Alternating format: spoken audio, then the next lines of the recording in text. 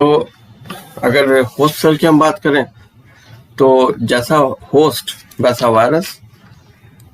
तो यहाँ पर वायरसेस जो हैं तो दे में भी एक ब्रॉड अगर हम लें तो फाइटोफेज या जिसको हम बोलते हैं प्लांट वायरसेस।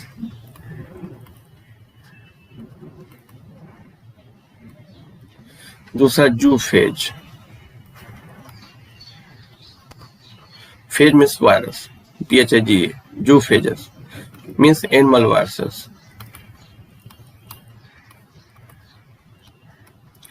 और तीसरे बैक्टीरियोफेज।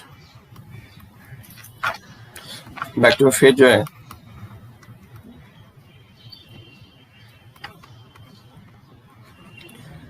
यानी कि बैक्टीरियल वायरस।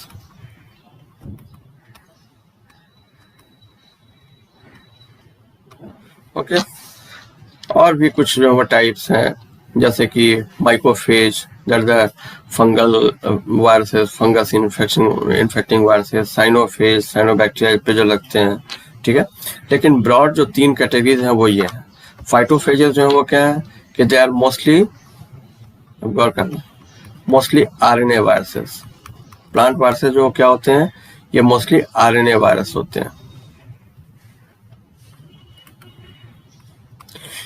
एनिमल वायरसेस जो है वो क्या है कि वो DNA और RNA वायरसेस। और बैक्टीरियोफेजेस जो हैं ये मोस्टली DNA वायरसेस होते हैं।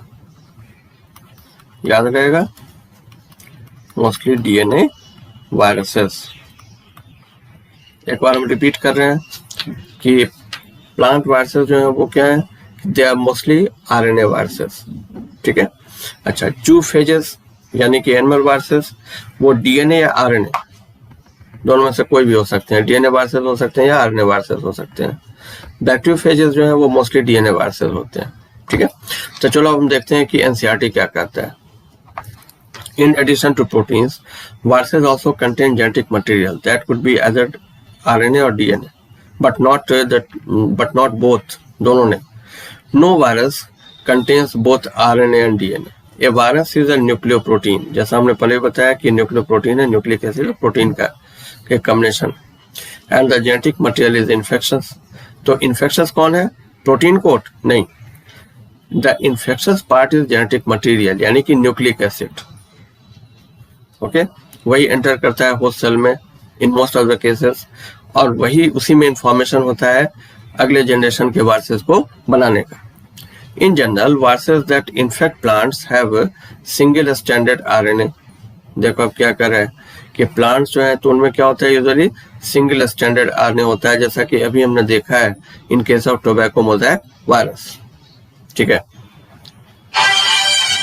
एंड वायरस जस्ट एक मिनट होता है,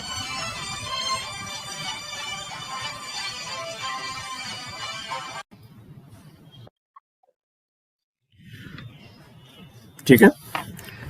दूसरी तरफ एनिमल्स को जो इन्फेक्ट करने वाले जो वायरसेस हैं हैव आइदर सिंगल और डबल स्टैंडर्ड RNA और डबल स्टैंडर्ड DNA, ठीक है। ये लाइंस बहुत इंपॉर्टेंट है, याद रखना। अब एनिमल्स जो है तो एनिमल इन्फेक्टिंग जो वायरसेस हैं, ठीक है, तो उनमें सिंगल या डबल स्टैंडर्ड RNA होता है, ठीक है, या फिर डबल स्टैंडर्ड DNA होता है। जैसे स्मॉल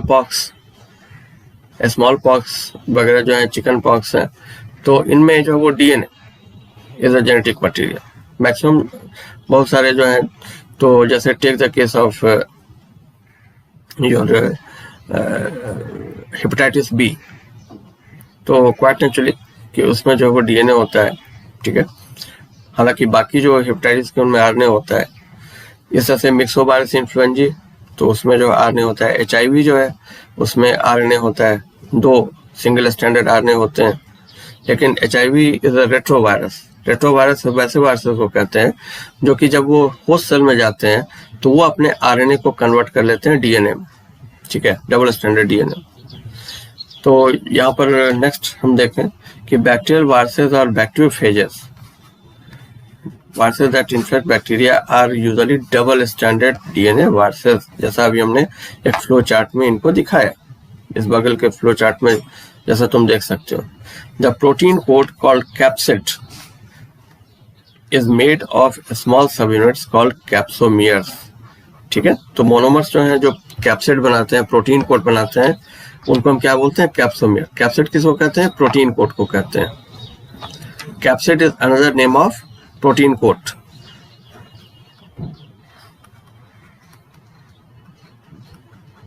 ठीक है, और उसके जो मोनोमर्स हैं तो उनको हम बोलते हैं कैप्सोमियर। लेकिन जैसा हमने बताया कि क्यूबाइडल अगर सिमेट्री है तो उसमें जो मोनोमर्स हैं तो they organize themselves in the form of pentamers and hexamers. ठीक है, यहाँ पर शायद ऊपर हमने बनाया था, यहाँ पर जो ना कहीं पे शायद हमने बनाया था, तो ये पेंटामेयर है और ये हेक्सामेयर है, जिनको कलेक्टिवली हम बोलते हैं कैप्सोमियर। पेंटामेयर जो है कॉर्नर्स पे होते हैं और हेक्सामेयर जो वो फेसेस पे होते हैं। तो these are corners, you may just see this is a corner and this is the facet.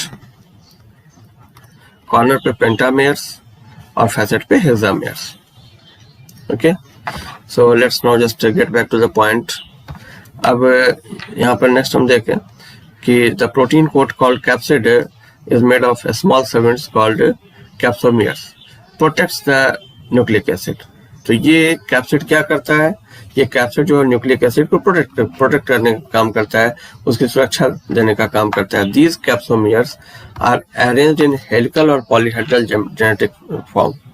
तो यहाँ पर हमने क्या बताया था? ये अब सिमेट्री की बात कर रहे हैं कि या तो हेलिकल सिमेट्री में अरेंज होता है, जैसे हमने टोबैको मोज़ेक वायरस में देखा है, या फिर बैक्टीरियोफेज के टेल एरिया में देखा है, और पॉलीहेड्रल ज्योमेट्रिक फॉर्म। पॉलीहेड्रल यानी कि बैक्टीरियोफेज का जो है, जो हेड रीजन है, जिसको हम क्यूबॉइडल, पॉलीहेड्रल या आइकोसाहेड्रल कहते हैं। ठीक है, तो इस तरह से जो है ना ये प्रोटीन कोड जो है उसमें कैप्सोमियर जो अरेंज हो सकते हैं।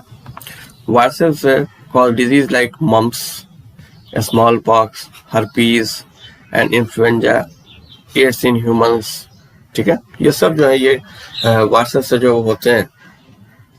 तो मम्प्स वायरस जो कि हमारे पैरोटिड ग्लैंड पे अटैक करता है, स्मॉल पॉक्स जिसमें बड़े बड़े पस्ट्यूल्स निकल आते थे, जो फिलहाल इरेडिकेट हो चुका है टू आवर रिलीफ। इसके अलावा हर्पीज वायरस, इन्फ्लुएंजा वायरस। ठीक है, और भी एक लॉन्ग लिस्ट है, पोलियो वायरस।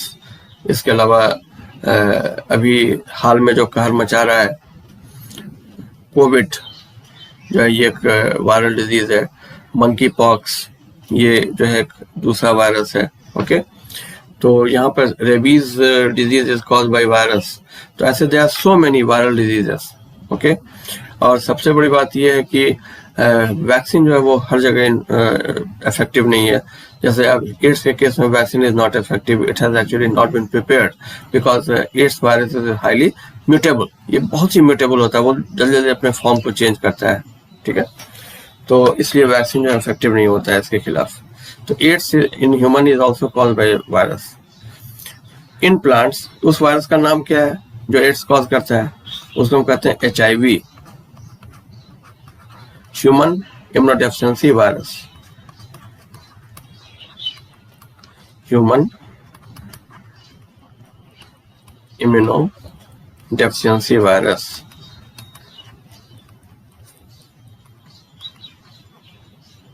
ठीक है, in plants the symptoms can be mosaic formation, leaf rolling, yellowing and vein clearing, dwarfing and stunted growth। Plants में भी जो वायरस प्लांट्स को भी नहीं छोड़ते हैं। ऐसा लगता है कि वायरसेस जो है वो तो हमारे पीछे ही हाथ धो करके पड़े हैं, लेकिन plants are also the victims of viral diseases. ठीक है, तो उनमें क्या सिम्टम आ सकते हैं? मोजाइक फॉर्मेशन यानी कि पैचेस जैसे जो फॉर्मेशन उनके लीफ पे या स्टेम पे। लीफ रोलिंग, लीफ जो है रोल हो जाता है।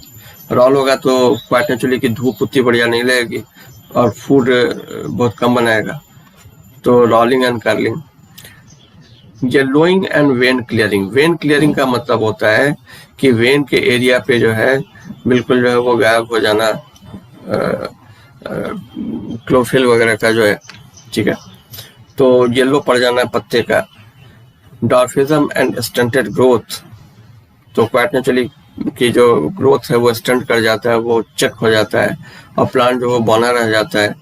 तो ये सब सिम्टम्स जो ये प्लांट केस में आते हैं।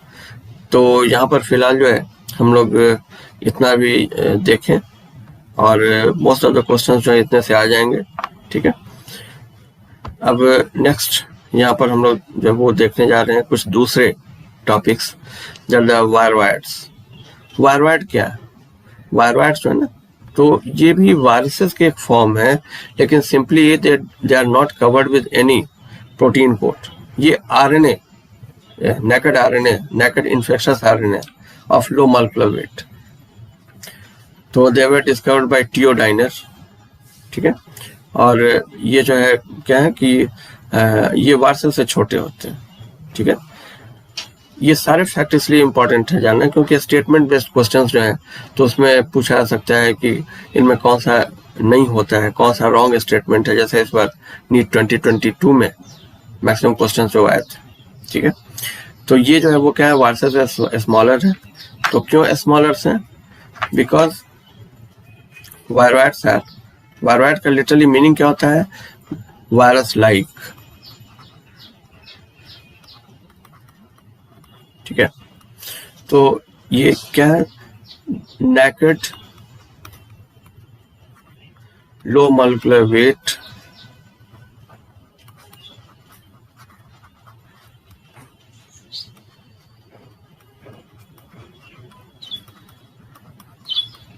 infectious RNA.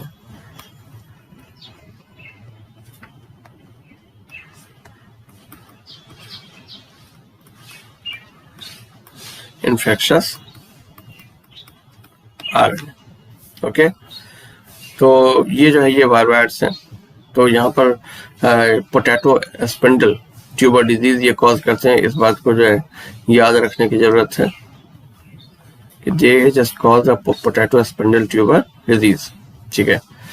तो ये फ्री आरएनए होते हैं, प्रोटीन कोट लैक करते हैं, इनको प्रोटीन कोट की भी जरूरत नहीं है, ठीक है। और लो मॉलिक्यूलर वेट इनका होता है। तो प्लांट्स में जो ये डिजीज कॉज करते हैं, पोटैटो स्पिंडल ट्यूबर डिजीज जैसे डिजीज जो है, और उसी में जो है ये आरएनए अपने आप को रेप्लिकेट करता है। और अगर ये फिर किसी दूसरे प्लांट के टच में आता है या पहुंच जाता है तो उसको भी इन्फेक्ट कर देता है। अब नेक्स्ट जो है हम लोग देख रहे हैं यहाँ पे, it is prion. I think it is better to just take a break. तो just let me pause it और उसके बाद I will just continue it.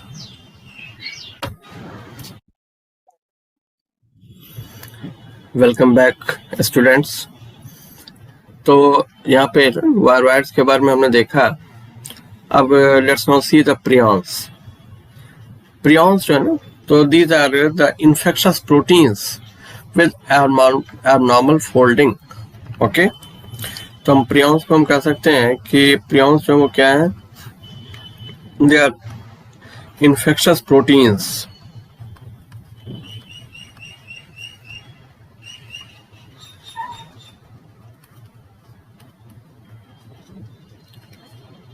with abnormal foldings,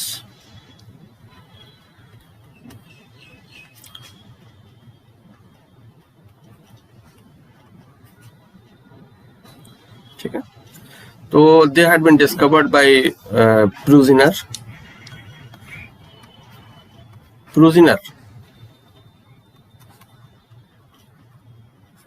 नाम के साइंटिस्ट ने डिस्कवर किया था प्रियॉन्स को।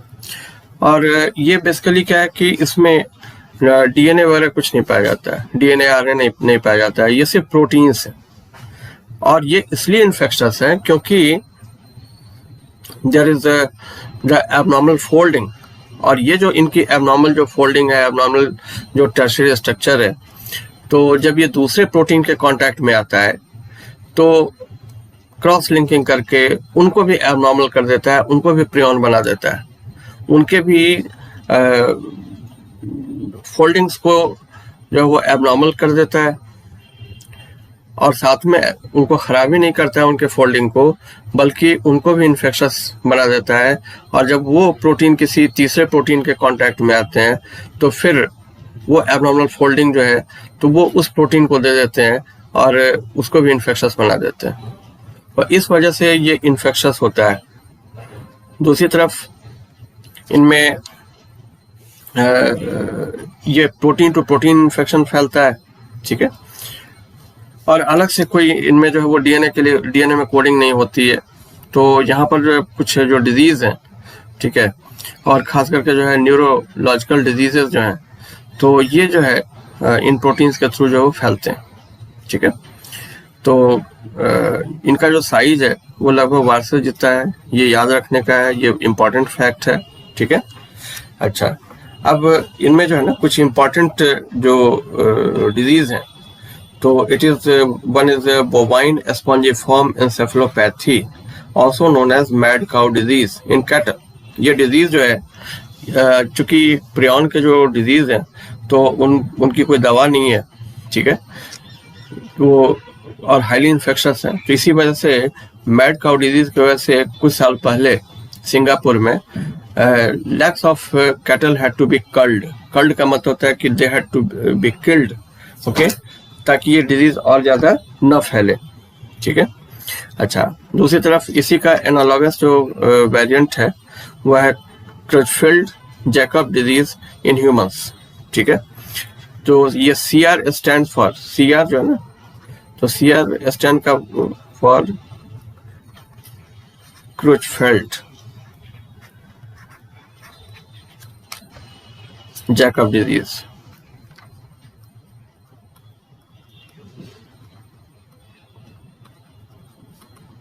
ये ह्यूमन बींग्स में होता है, जिससे कि नर्वस सिस्टम पे काफी बुरा असर पड़ता है। एक और भी नर्वस सिस्टम को बहुत ज्यादा अफेक्ट करने वाला डिजीज है, and that is called Kullu disease. Kullu disease जो है तो it is also caused bye prions, ठीक है। इसको लाफिंग डेथ डिजीज भी कहते हैं।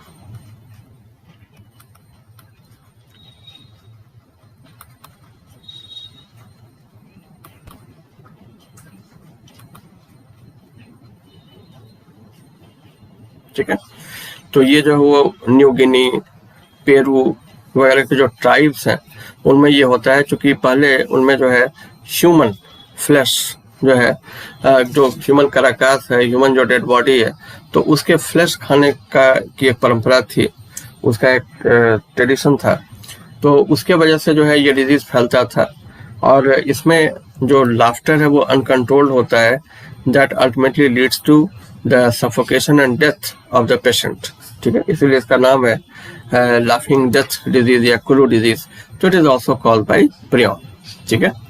अब हम लोग तीसरे एक और लास्ट पार्ट की तरफ आते हैं इसके, एंड दैट इज लाइकेन्स।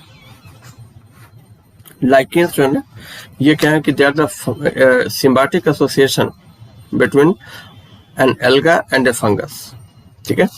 तो लाइकेन जो है वो क्या है कि एक सिम्बायोटिक एसोसिएशन है बिटवीन एल्गी एंड फंजाई, ठीक है। म्यूचुअली यूजफुल एसोसिएशन में से ये एक है, सिम्बायोटिक एसोसिएशन है, ठीक है।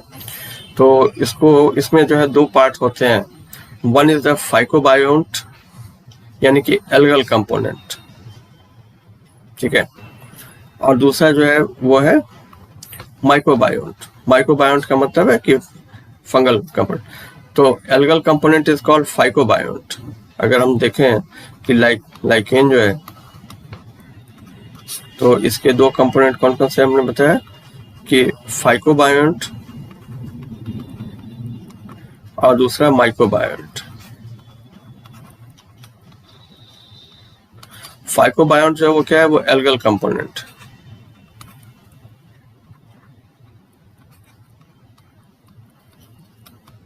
और माइक्रोबायोन्ट जो है ये फंगल कंपोनेंट है।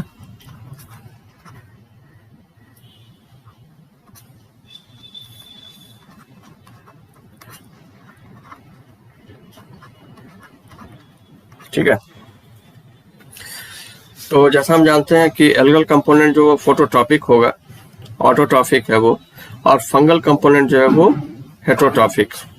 ठीक है, तो इस केस में जो है जो माइक्रोबायोन्ट है तो वो डोमिनेंट वन होता है, 95% जो है यही होता है, और फाइकोबायोन्ट जो है वो 5% होता है। एक तरह से कह सकते हो कि फंजाई जो है उन्होंने एल्गी को जो है कुक के फॉर्म में रखा हुआ है।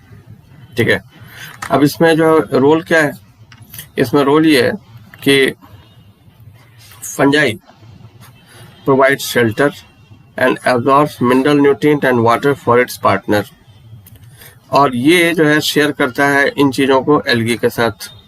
और एल्गी जो है वो क्या करते हैं कि they just make the food using water, mineral, carbon dioxide जो है वो एयर से मिल जाता है।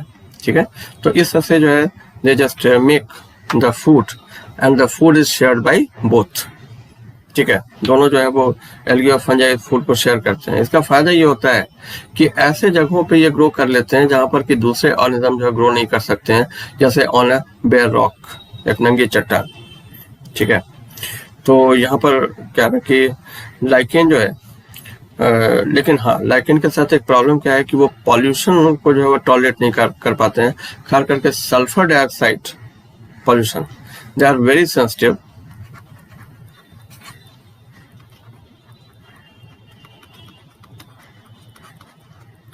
तो सल्फर पॉल्यूशन, तो जहाँ पे पॉल्यूशन होता है, खास करके सल्फर पॉल्यूशन होता है, वहाँ पे वो बिल्कुल नहीं पाए जाते हैं। इसी वजह से इनको जो है वो गुड पॉल्यूशन इंडिकेटर भी जो कहते हैं। ठीक है, लेकिन जो है they are actually the pioneer community in the sere xero ज़ेर का मतलब होता है जीरोजेरिक या जिरार्क सक्सेशन, इकोलॉजिकल सक्सेशन जो होता है, जिसमें कि कोई अनइनहेबिटेड लैंड पे पहली बार लाइफ अपने आप को एस्टेब्लिश कर रहा है, तो वहाँ पर जो है जो सबसे पहले जो कम्युनिटी जाती है तो वो लाइकेन कम्युनिटी होती है। तो they are pioneer communities followed by moss et cetera. ठीक है, दूसरी बात है कि ये जो है लाइकेन जो है वो बहुत टफ जगहों पे चूंकि ग्रो कर लेते हैं, कम पानी वाले जगहों पे भी ग्रो कर लेते हैं। तो टुंड्रा एरियाज में जो है अलॉन्ग विद मॉस ये लाइकेन वगैरह जो है तो ये जो वो वहाँ पे पाए जाते हैं। ठीक है, लाइकेन जो है साइज वाइज अगर हम देखें लाइकेन को, तो साइज वाइज या शेप वाइज हम देखें तो 3 तरह के लाइकेन होते हैं।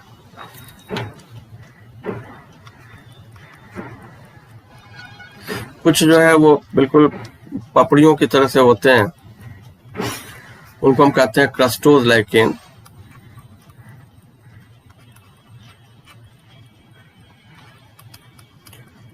क्रस्ट लाइक, पपड़ियों की तरह।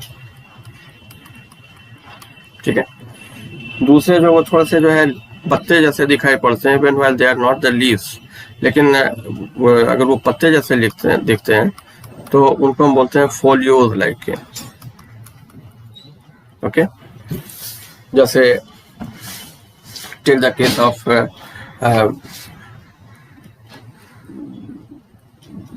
एग्जाम्पल जो है लीफ लाइक। ठीक है, जस्ट अभी एग्जाम्पल हम लिख रहे हैं। और तीसरा जो है वो है अगर उसमें फ्रूटिंग बॉडीज जो लग रहा है और छोटे छोटे लटके हुए पेड़ों की तरह नजर आते हैं वो, तो उनको हम बोलते हैं फ्रैक्टिकोल्स लाइकेन।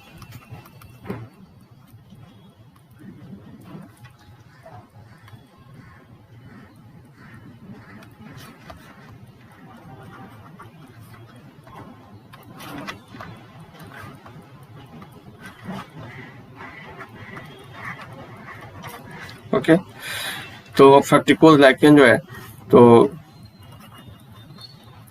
फ्रूटिंग बॉडीज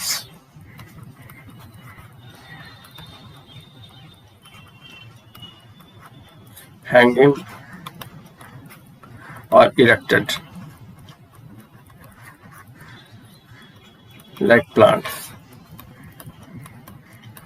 तो यहाँ पर क्रस्टोज लाइकेन जो है इसके अच्छे एग्जाम्पल जो है वह है ग्राफिस राइजोकार्पन,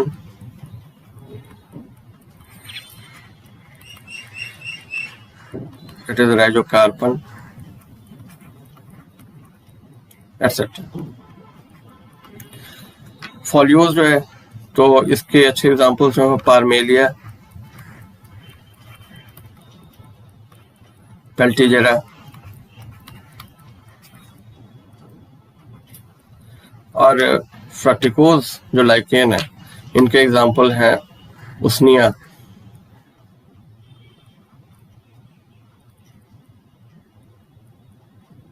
क्लैडोनिया एटसेट्रा।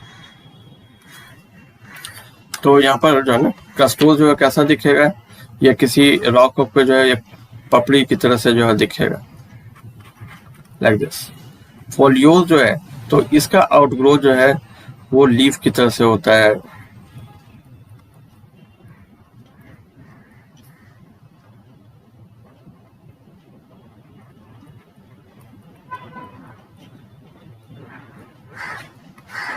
इस तरह से जो है ये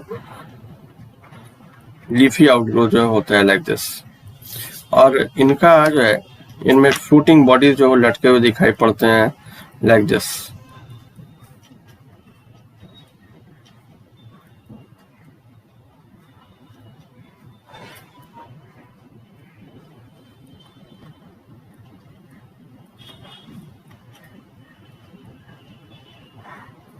तो they just look like this, okay?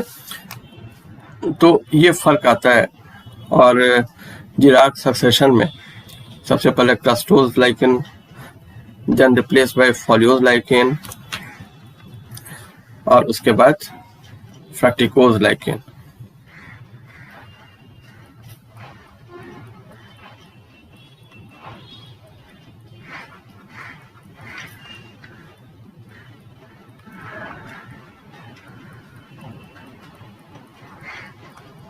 Okay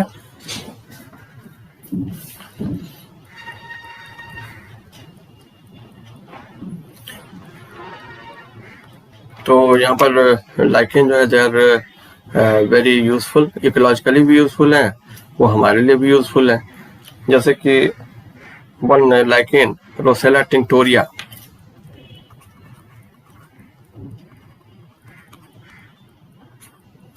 तो Roccella tinctoria is a source of litmus,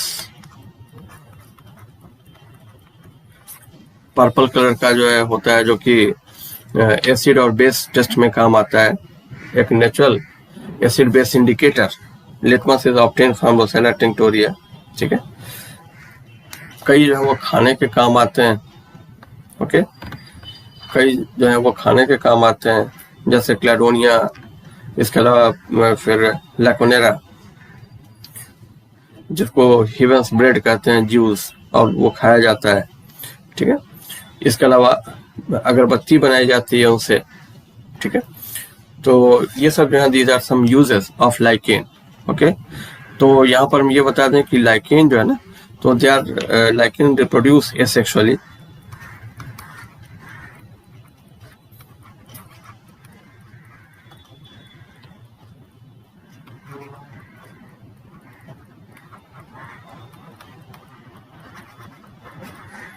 by the structures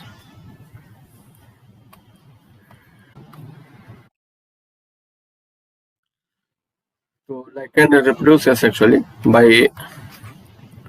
the structures like Isidia and Soridia.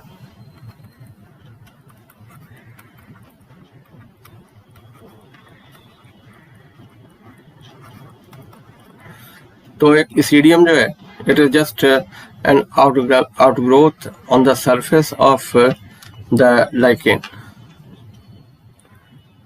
तो इस तरह से जो है ना, ये क्या होता है कि सरफेस पे जो है आउटग्रोथ टाइप का होता है to enhance the surface area for photosynthesis, ठीक है। इसके अंदर there occur the algal component, yes. लेकिन ये जो इसीडियम है तो ये जो है वो रिप्रोडक्शन के भी काम में आता है, वेजिटेटिव प्रोपागेशन के भी काम में आता है। तो दिस इज एन इसीडियम।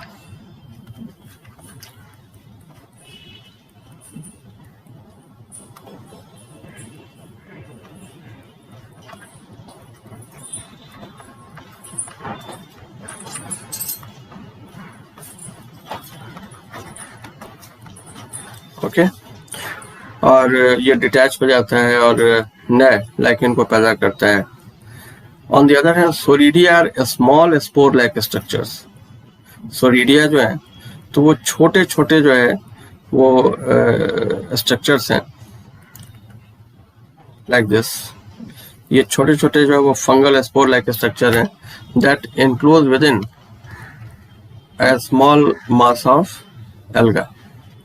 ये हम बता दें कि जब चॉइस होता है तो alga actually come from green alga, ठीक है।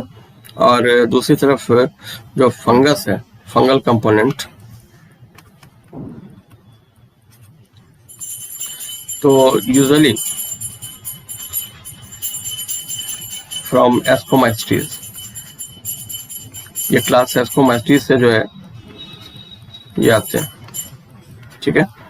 तो यहाँ पर क्या है कि ये जो फंगस है तो ये इनक्लोज करता है एल्गा को, और इससे छोटे छोटे स्ट्रक्चर जो हैं तो इनको हम कहते हैं these are called the soredium. ये एक सोरिडियम। तो wherever this soredia go along with the wind, जहाँ कहीं पे विंड से जाते हैं, सेटल करते हैं, तो वहीं पर जो है फिर वो लाइकेन, एक नए लाइकेन की शुरुआत करते हैं अगर सबस्ट्रेटम ठीक ठाक है तो, ठीक है। दूसरी तरफ sexual reproduction also takes place.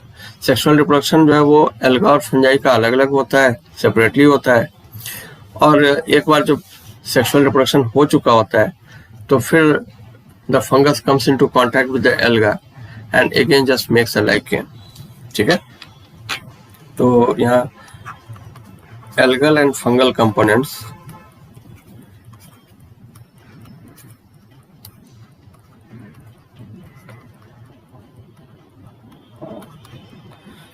have sexual reproduction independently.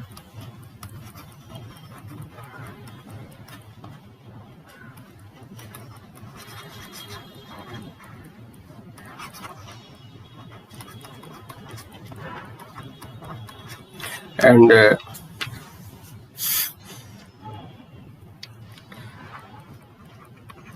make symbiotic association again.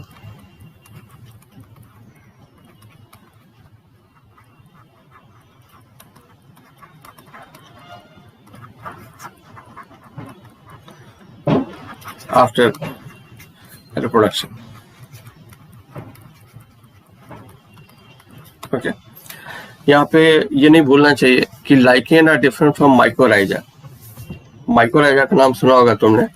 तो माइकोराइजा क्या है?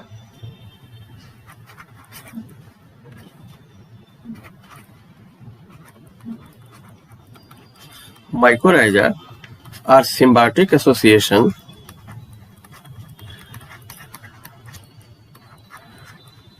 of a fungus with the roots of a higher plant.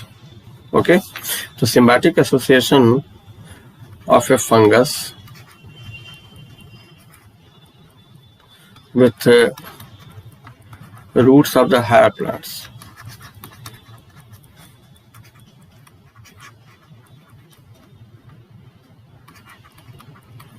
तो ये भी एक म्यूचुअलिस्टिक जो है रिलेशनशिप है, म्यूचुअली बेनिफिटिंग रिलेशनशिप है। और इसमें क्या है कि जो फंगस है तो वो हायर प्लांट्स के रूट्स के साथ जो है एसोसिएट होता है। एक्चुअली जो पाइनस ट्रीज हैं, पाइन ट्रीज हैं, जो कोनिफर्स हैं, वो इतना ज़्यादा डिपेंडेंट हैं माइकोराइजा पे कि अगर उनका सीडलिंग अगर इन्फेक्ट नहीं होता है फंगस से, माइकोराइजा नहीं बनाते हैं, तो वो मर जाते हैं।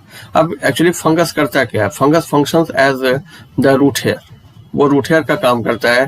वो रूट के सरफेस एरिया को बहुत ज़्यादा बढ़ा देता है और नाइट्रोजन, फास्फोरस जैसे जो कंटेंट्स हैं उनका एब्जॉर्प्शन बहुत ज़्यादा बढ़ जाता है। खास करके फास्फोरस का जो एब्जॉर्प्शन है उसमें बहुत इंपॉर्टेंट रोल प्ले करते हैं माइकोराइजा, ठीक है। और उसके बदले में वो थोड़ा बहुत जो है वो फूड लेते हैं। ओके, माइकोराइजा भी जो है वो दो तरह के हो सकते हैं, एक्टोमाइकोराइजा और एंडोमाइकोराइजा।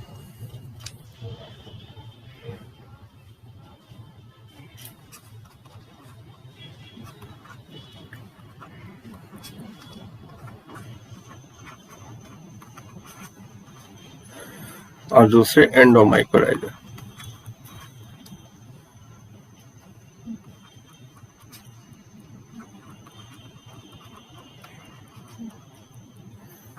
जिसको हम वेसिकुलर, आर्बस्कुलर,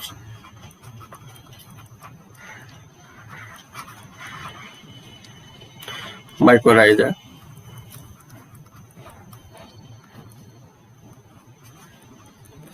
और VAM के नाम से भी जानते हैं। ठीक है,